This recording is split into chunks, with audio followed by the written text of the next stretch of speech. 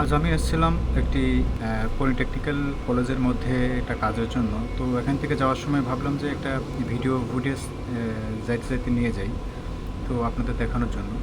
এটা হচ্ছে polytechnical college, সবথেকে ব্যয়বহুল একটা কলেজ। এখানে হাজার হাজার ছাত্রছাত্রীরা পড়াশোনা করতে আসে। তো এখানকার পরিবেশটা অনেক সুন্দর এবং এই কলেজের যে এরিয়াটা অনেক বড়।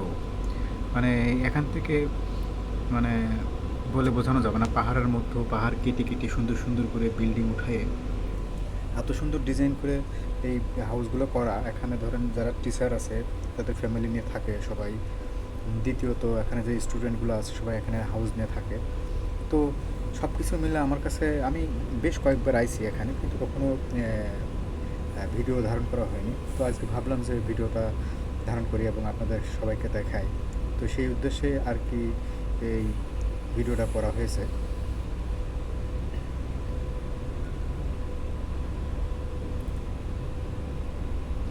তো এই কলেজের পরিবেশটা আসলেই অনেক সুন্দর, অনেক পরিচ্ছন্নতা বা সব কিছুর সিস্টেম অনেক ভালো।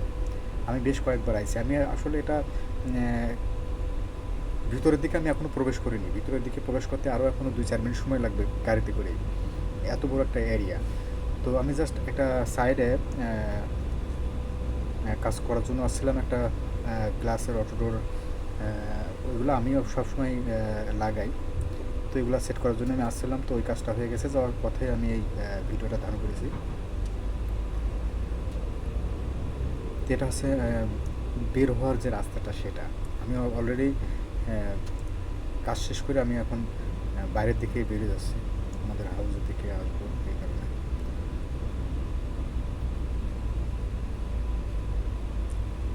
আমার কাছে অনেক ভালো লাগে এই কলেজটা, কারণ হচ্ছে এখানকার নিয়ম শৃঙ্খলা অনেক অনেক ভালো।